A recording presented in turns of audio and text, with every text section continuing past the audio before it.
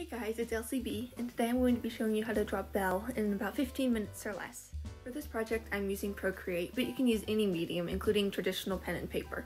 And hopefully I'm making this tutorial easy enough that even the most absolute beginner will be able to follow along. The most important thing to remember when you're beginning your sketch is proportions. If you don't have the correct proportions now, then later on your piece is going to look a little warped and funny. Here I'm just beginning by drawing out a rectangle. This is going to be about the size of Belle's body. By drawing out this reference rectangle first, I'm going to be able to ensure that her head isn't too big or her shoulders aren't too wide. It's just a good sounding board to start off from. So if you're doing this in traditional ink, then you should be probably doing this in a very, very light pencil, something that's easy to erase later on. Now Belle's head is going to be right above the top line, not too big and definitely not too small.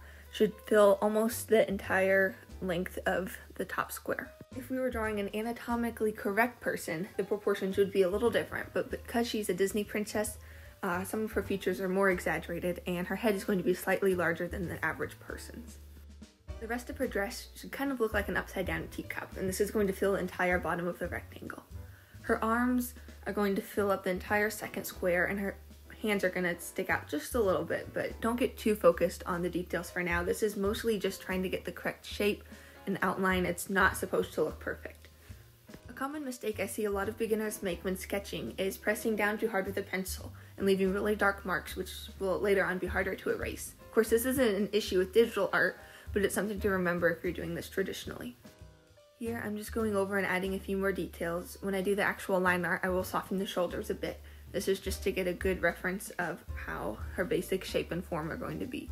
Make sure to keep the proportions correct when drawing a face. The eyes should be spaced far enough apart that about one more eye could fit in between the two comfortably. Disney princesses' eyes are a bit bigger, but still this is a good rule of thumb to follow even for them. Here I begin adding more shapes to her dress, just to get a little more volume and definition for when I go over it later on. Keeping in mind the parts where it turns up a little bit.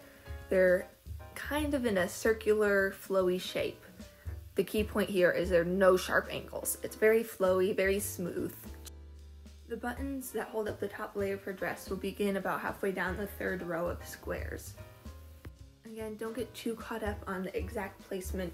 It's just kind of a rough sketch. As you can see, I was pretty sloppy. I was just trying to get the basic outline just to make my line art a lot easier later on. Next, I began filling in the underskirt, I guess the petticoat of her dress. Is that what it's called? I can't really remember, but the white fluffy part underneath. And then now I'm ready to begin my line art, and to do that I'm making a new layer and I'm wanting black ink. I think this just is a lot more dynamic and bright, especially for this Disney style of art. Now if you're using traditional art, obviously you won't have a new layer, but instead you might go over this with black ink or a darker colored pencil, something that wouldn't erase quite so much if you erase the bottom layer. Here I'm beginning Belle's eyes, and although they are much larger than a typical human's eyes, they still share some of the similar proportions, such as being equally spaced apart and curving upwards at an angle. I think what makes Disney's style of art so appealing are the eyes. They have so much expression and so much character, even though they are really quite simple. I know when I was younger and learning to draw, I would just copy princesses and a lot of drawings off of Pinterest, mostly in the Disney style, trying to get better. And I think my biggest problem though was not having correct proportions. So even if I got similar looking eyes, they'd be way too big or crooked or small or something. It wasn't until recently that I really was able to work on getting the proportions more correct. I actually go back later on in the video and erase this mouth and redo it because I hate it so much. But you can see me drawing it here, and it was really quite a struggle. I was about ready to pull my hair out. As you can see, I'm flipping the canvas horizontally back and forth just to try to make sure it looks right.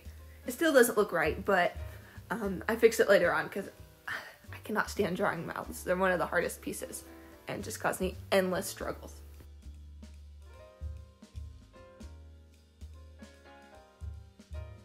Here I begin drawing out the hair, keeping in mind that Belle's hairline is directly in the center of her head, but since she's at an angle, this is going to be more toward the left side, her right, of this piece. And when I'm drawing the hair, Make sure to keep it really flowy and smooth. It doesn't have to look exactly like hers as long as it's smooth. That's really the key. Her hair is very wavy, very curly, and elegant. And as long as you capture that in this piece, then it's going to look just fine. I'm going in fast motion here, but just remember when drawing the hair, don't add too many details at this step. If you add too many lines, it's going to look really cluttered and chaotic. Here I'm going over the line art of her body. It's important to remember with Disney princesses and a lot of cartoon female characters, their chest is very rectangular with more of a triangular shape going down toward their hips. Her hips are covered up with her giant dress, but you can still see the rectangle and triangle shape in her torso area. Because Belle is holding a rose, her forearm from her hand to her elbow is in front of the rest of her arm, so make sure when you're drawing this not to get the two flip-flopped or it's going to look like she's reaching behind her or that her arm's broken. Hands are always difficult to draw, and here I was about ready to scream. Yet again, I actually ended up erasing it and going back over to the line art, which is on layer 2, and just drawing a more basic shape. Her hand is a rectangle with her fingers forming a little bit of a triangle. This gives a better shape of her hand. I also added her thumb there, so now when I'm going back to layer 3 and drawing over it with more detail, I have a better base to go off of. Next, I'm drawing the rose, which is just a really simple shape. I'm not spending too much time on the rose because I'm more focusing on Belle herself. It's important to remember kind of where the muscles are located in your arms. When I'm drawing both of her arms, they do curve. There are not all straight lines. That would give her more of a boxy, spaghetti noodle kind of a shape. She's got a little more curve and definition to her arms. Again, hands are definitely a struggle for me. So here was probably not my best hand that I've ever drawn, but I thought it would do for this piece, especially since it's not the main focus. The main focus is more on her face. Next, I began drawing her dress. I began with the 3 little pearls on the center, and I actually ended up drawing a new layer on top. This just gave me more room to work in case I needed to erase afterward. If you're drawing on traditional, again, you won't be able to do this, but it is just a nice way to be able to draw on top of the other layer and erase if need be without erasing your entire piece. Here again, I'm speeding up the video a little bit just so you don't get completely bored watching me draw her dress. But the key thing to remember is smooth lines. You don't want any sharp angles, no straight lines, hard corners. You want everything smooth and flowy. It's more important to have this swishing dress movement than it is to have it look exactly like the dress and get caught up in the details.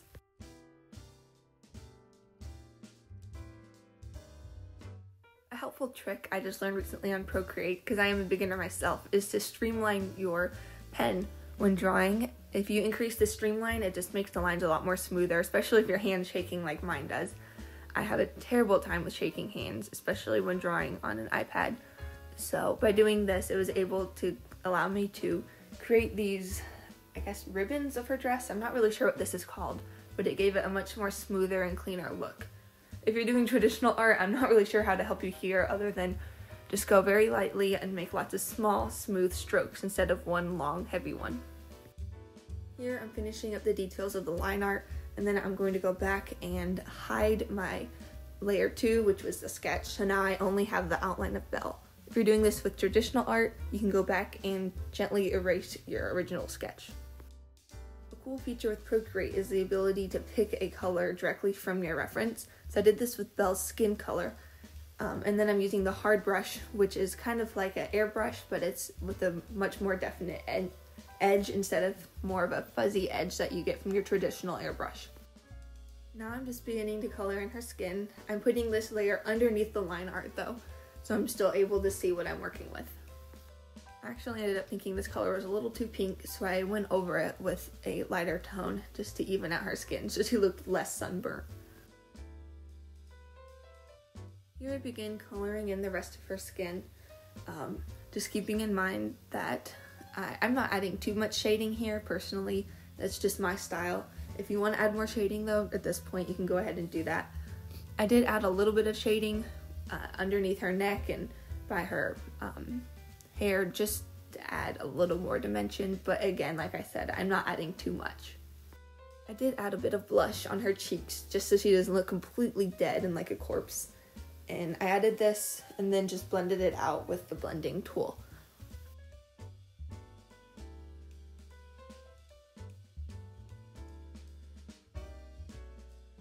Now, I always say never use pure white for the eyes because it lacks character and dimension, but this is one rare exception because she is a cartoon character, and cartoon characters usually do have pure white eyes, especially if there's no other shadows in the piece.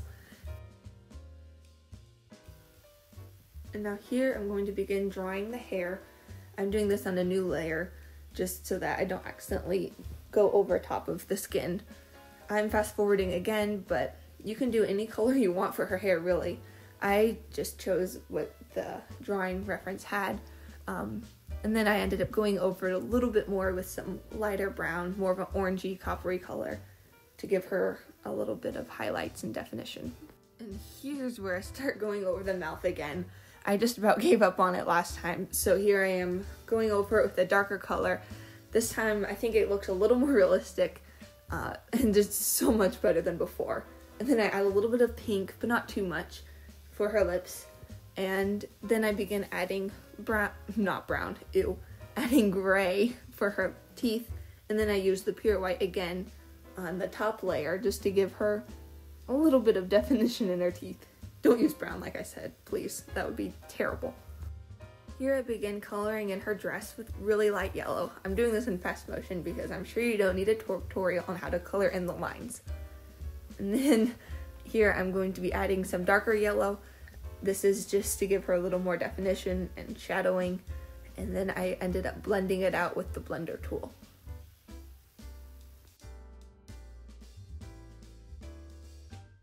Next, I switched my pen to airbrush. It's the hard brush yet again.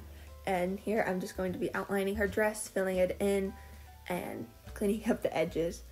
By using the alpha lock now, I'm able to use the soft brush and add some orange and shadowing down to the lower part. Here I'm just adding a little more shadowing using that same orange to the folds of her dress and then blending it out with the blender tool. Next, I'm going to be adding the details to the ribbons or the folds of this part of the dress. I'm not really sure what these are called. I'll just call them the ribbon for now. And I'm doing it a slightly lighter color of yellow. And then I'm going to be going over it a little bit more with some shadowing, but again, not much. For the layers underneath her skirt, I used a lighter gray color. It still has a bit of orange in it, but not very much. This was just to add some more shadowing, and then I used the blender tool and blended it all out.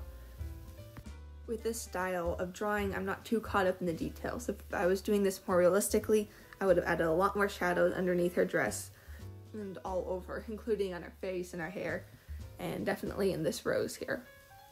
At this point, Belle is pretty much finished. If you want to add more details, obviously you can, but I prefer to keep her more in this simple cartoon style. If you have anyone else you want to see me draw, a Disney princess or anyone really, definitely let me know in the comments below.